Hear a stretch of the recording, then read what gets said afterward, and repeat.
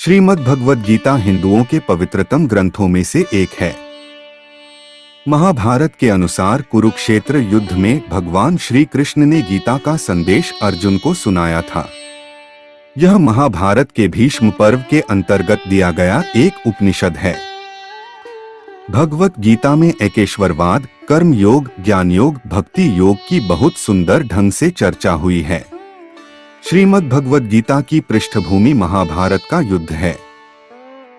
जिस प्रकार एक सामान्य मनुष्य अपने जीवन की समस्याओं में उलझकर किंकर्तव्य विमूढ़ हो जाता है और जीवन की समस्याओं से लड़ने की बजाय उससे भागने का मन बना लेता है, उसी प्रकार अर्जुन, जो महाभारत के महानायक थे, अपने सामने आने वाली समस्याओं से भयभीत होकर जीवन और क्षत्रिय धर्म से निराश हो गए थे।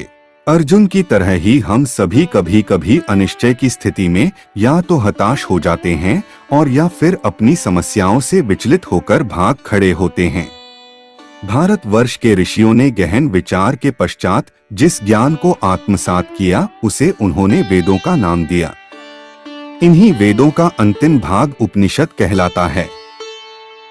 मानव जीवन की विशेषता मानव को प्राप्त बौद्धिक शक्ति है और उपनिषदों में निहित ज्ञान मानव की बौद्धिकता की उच्चतम अवस्था तो है ही, अपितु बुद्धि की सीमाओं के परे मनुष्य क्या अनुभव कर सकता है, उसकी एक झलक भी दिखा देता है। अथ षष्ठोऽध्यायः आत्मसंयम योग। श्री भगवानुवाच अनाश्रितः कर्मफलं कार्यं कर्म करोति यः स सन्न्यासी च योगी च न निरग्नेन चाक्रियः।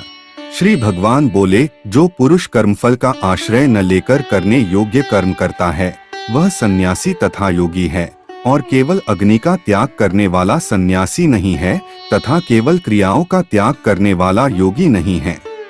यह सन्यासमिति प्राहुर्योगन्तं विद्धि पांडव, न ह्यसन्न्यस्त संकल्पो योगी भवति कश्चन। हे अर्जुन, जिसको सन्यास ऐसा कहते हैं, उसी को तू योग जान, क्योंकि संकल्पों का त्याग न करने वाला कोई भी पुरुष योगी नहीं होता। आरुरुक्षोर्मुनेर्योगण कर्म कारण मुच्यते, योगारूढ़स्य तस्यैव शमः कारण मुच्यते।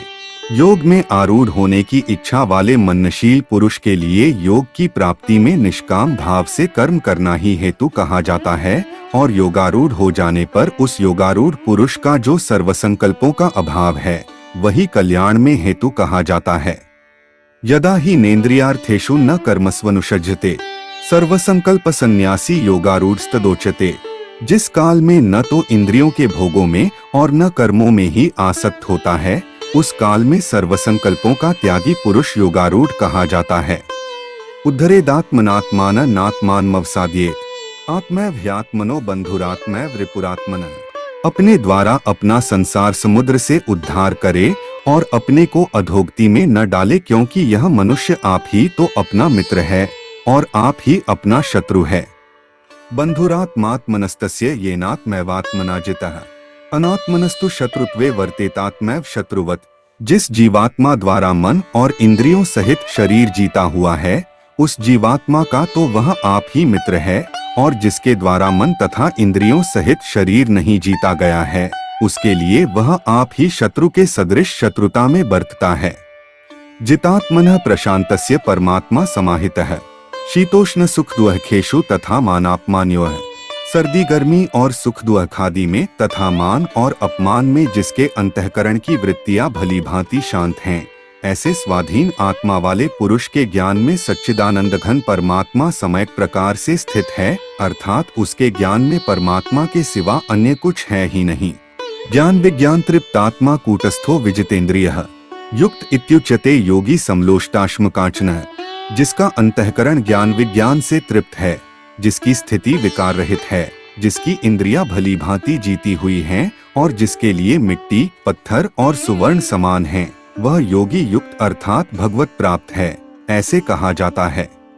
सुहृन् मित्रार्युदासीन मध्यस्थद्वेष्य बंधुषु साधुष्वपि च पापेषु संबुद्धिर्विशिष्यते। सुहृद, मित्र, वैरी, उदासीन, पक्षपात रहित, मध्यस्थ, दोनों ओर की भलाई चाहने वाला, द्वेष्य और बंधुगणों में, धर्मात्माओं में और पापियों में भी समान भाव रखने वाला अत्यंत श्रेष्ठ है। योगी युंजीत सततमात्मान रहसि स्थितः एकाकी यच्चित्तात्मा निराशीर परिग्रह। मन और इंद्रियों सहित शरीर को वश में रखने वाला आशारहित और संग्रहरहित योगी अकेला ही एकांत स्थान में स्थित होकर आत्मा को निरंतर परमात्मा में लगाए। शुचौ देशे प्रतिष्ठाप्य स्थिरमासन्मात्मनः नात्युच्छ्रित नातिनीचन चैलाजिन कुशोत्तरम। शुद्ध भूमि में जिसके ऊपर क्रमशः कुशा, मृगछाला और वस्त्र बिछे हैं, जो न बहुत ऊंचा है और न बहुत नीचा, ऐसे अपने आसन को स्थिर स्थापन करके तत्रैकाग्रं मनः कृत्वा यच्चित्तेन्द्रिय क्रिया उपविश्यासने युञ्ज्याद्योगमात्म विशुद्धे। उस आसन पर बैठकर चित्त और इंद्रियों की क्रियाओं को वश में रखते हुए मन को एकाग्र करके अंतःकरण की शुद्धि के लिए योग का अभ्यास करे। समकायशिरो ग्रीवन धार्यन नचलन स्थिरः संप्रेक्ष्य नासिकाग्रं स्वं दिशश्चान्वलोक्यन्। काया, सिर और गले को समान एवं अचल धारण करके और स्थिर होकर अपनी नासिका के अग्रभाग पर दृष्टि जमाकर अन्य दिशाओं को न देखता हुआ प्रशांतात्मा विगत भीर ब्रह्मचारी व्रते स्थित है। मनः संयमय मच्चित्तो युक्त आसीत मत्परः। ब्रह्मचारी के व्रत में स्थित भयरहित तथा भली भांति शांत अंतःकरण वाला सावधान योगी मन को रोककर मुझ में चित्त वाला और मेरे परायण होकर स्थित होए। युञ्जन्नेवं सदात्मानं योगी नियतमानसः शांति निर्वाण परमा मत्संस्थामधिगच्छति। वश में किए हुए मन वाला योगी इस प्रकार आत्मा को निरंतर मुझ परमेश्वर के स्वरूप में लगाता हुआ मुझ में रहने वाली परमानंद की पराकाष्ठारूप शांति को प्राप्त होता है। नात्यश्नुतस्तु योगोस्ति न चैकांतमंशनतः न चाति स्वप्नशीलस्य जागृतो नैव चार्जुन।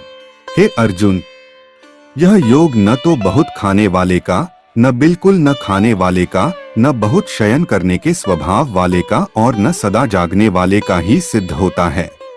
युक्ताहार विहारस्य युक्त चेष्टस्य कर्मसु युक्त स्वप्नावबोधस्य योगो भवति दुहखा। दुहकों का नाश करने वाला योग तो यथायोग्य आहार विहार करने वाले का, कर्मों में यथायोग्य चेष्टा करने वाले का और यथायोग्य सोने तथा जागने वाले का ही सिद्ध होता है। यदा विनेतन चित्तमात्मन्येवावतिष्ठते निःस्पृहः सर्वकामेभ्यो युक्त इत्युच्यते तदा। अत्यंत वश में किया हुआ चित्त जिस काल में परमात्मा में ही भली भांति स्थित हो जाता है, उस काल में संपूर्ण भोगों से स्पृहारहित पुरुष योग युक्त है, ऐसा कहा जाता है। यथा दीपो निवातस्थो नेंगते सोपमा स्मृता योगिनो यच्चित्तस्य युञ्जतो योगमात्मनः। जिस प्रकार वायुरहित स्थान में स्थित दीपक चलायमान नहीं होता, वैसी ही उपमा परमात्मा के ध्यान में लगे हुए योगी के जीते हुए चित्त की कही गई है। यत्रोपरमते चित्तं निरुद्धं योग सेव्या यत्र चैवात्मनात्मान पश्यन्नात्मनि तुष्यति। योग के अभ्यास से निरुद्ध चित्त जिस अवस्था में उपराम हो जाता है और जिस अवस्था में परमात्मा के ध्यान से शुद्ध हुई सूक्ष्म बुद्धि द्वारा परमात्मा को साक्षात करता हुआ सच्चिदानंद घन परमात्मा में ही संतुष्ट रहता है। सुखमात्यंतिकं यत्तद् बुद्धिग्राह्यं तीन्द्रियं वेत्ति यत्र न चैवायन स्थितश्चलति तत्वतः। इंद्रियों से अतीत केवल शुद्ध हुई सूक्ष्म बुद्धि द्वारा ग्रहण करने योग्य जो अनंत आनंद है, उसको जिस अवस्था में अनुभव करता है और जिस अवस्था में स्थित यह योगी परमात्मा के स्वरूप से विचलित होता ही नहीं, यह लब्ध्वा चाप्र लाभम मन्यते नाधिकंततः यस्मिन् स्थितो न दुहखेन गुरुणापि विचाल्यते। परमात्मा की प्राप्ति रूप जिस लाभ को प्राप्त होकर उसे अधिक दूसरा कुछ भी लाभ नहीं मानता और परमात्मा प्राप्ति रूप जिस अवस्था में स्थित योगी बड़े भारी दुहक से भी चलायमान नहीं होता, तम विद्यात् दुहक संयोग वियोग योग संज्ञेतम सन्निश्चयेन योक्तव्यो योगो निर्विण्चेत्सा। जो दुहक रूप संसार के संयोग से रहित है तथा जिसका नाम योग है, उसको जानना चाहिए। वह योग न उकताए हुए अर्थात धैर्य और उत्साह युक्त चित्त से निश्चय पूर्वक करना कर्तव्य है। संकल्प प्रभवान कामास्त्यक्त्वा सर्वान् शेषतः मनसैवेन्द्रिय ग्राम विनियमे समन्ततः। संकल्प से उत्पन्न होने वाली संपूर्ण कामनाओं को निःशेष रूप से त्याग कर और मन द्वारा इंद्रियों के समुदाय को सभी ओर से भली भांति रोककर शनैः शनैरुपरमेत बुद्धया धृतिगृहीत्या आत्मसंस्था मनः कृत्वा न किंचिदपि चिंतेत। क्रम से अभ्यास करता हुआ उपरति को प्राप्त हो तथा धैर्ययुक्त बुद्धि द्वारा मन को परमात्मा में स्थित करके परमात्मा के सिवा और कुछ भी चिंतन न करे। यतो यतो निश्चरति मनश्चंचलम स्थिरम ततस्ततो नियमैत दात्मन्ये वशन नये। यह स्थिर न रहने वाला और चंचल मन जिस शब्दादि विषय के निमित्त से संसार में विचरता है, उस विषय से रोककर यानी हटाकर इसे बार बार परमात्मा में ही निरुद्ध करे। प्रशांत मन सन हेनम योगिन सुखमुत्तमम उपैति शांतर्जसन ब्रह्मभूतम कल्मषम। क्योंकि जिसका मन भली प्रकार शांत है, जो पाप से रहित है और जिसका रजोगुण शांत हो गया है, ऐसे इस सच्चिदानंद घन ब्रह्मा के साथ एक ही भाव हुए योगी को उत्तम आनंद प्राप्त होता है। युंजन्नेवं सदात्मानं योगी विगत कल्मषः सुखेन ब्रह्म संस्पर्शमत्यंत सुखम शुते। वह पाप रहित योगी इस प्रकार निरंतर आत्मा को परमात्मा में लगाता हुआ सुखपूर्वक परब्रह्म परमात्मा की प्राप्ति रूप अनंत आनंद का अनुभव करता है। सर्वभूतस्थमात्मानं सर्वभूतानि चात्मनि ईक्षते योगयुक्तात्मा सर्वत्र समदर्शनः। सर्वव्यापी अनंत चेतन में एक ही भाव से स्थिति रूप योग से युक्त आत्मा वाला तथा सब में संभाव से देखने वाला योगी आत्मा को संपूर्ण भूतों में स्थित और संपूर्ण भूतों को आत्मा में कल्पित देखता है। यो मां पश्यति सर्वत्र सर्वंच मयि पश्यति तस्याह न प्रणश्यामि स च मे न प्रणश्यति। जो पुरुष संपूर्ण भूतों में सबके आत्मरूप मुझ वासुदेव को ही व्यापक देखता है और संपूर्ण भूतों को मुझ वासुदेव के अंतर्गत देखता है, उसके लिए मैं अदृश्य नहीं होता और वह मेरे लिए अदृश्य नहीं होता। 30 सर्वभूत स्थितं यो मां भजत्येकत्वमास्थितः सर्वथा वर्तमानोपि स योगी मयि वर्तते। जो पुरुष एक ही भाव में स्थित होकर संपूर्ण भूतों में आत्मरूप से स्थित मुझ सच्चिदानंद घन वासुदेव को भजता है, वह योगी सब प्रकार से बरतता हुआ भी मुझ में ही बरतता है।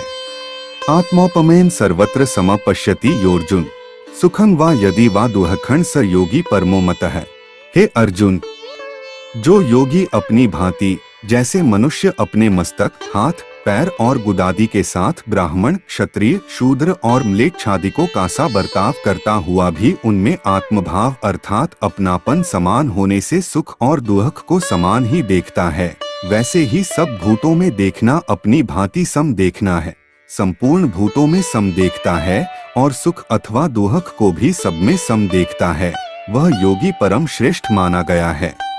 अर्जुन उवाच योऽयं योगस्त्वया प्रोक्तः सामेन मधुसूदन एतस्याह न पश्यामि चंचलत्वात् स्थिति स्थिरा। अर्जुन बोले, हे मधुसूदन, जो यह योग आपने संभाव से कहा है, मन के चंचल होने से मैं इसकी नित्य स्थिति को नहीं देखता हूँ। चंचल ही मनः कृष्ण प्रमाथि बलवदृढ़म् तस्याह निग्रहे मन्ये वायोरिव सुदुष्करम्।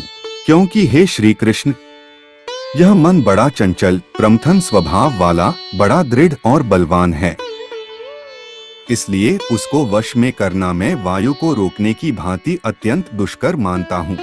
श्री भगवानुवाच असंशय महाबाहो मनो दुर्निग्रहे चलम अभ्यासेन तु कौन्तेय वैराग्येन च गृह्यते।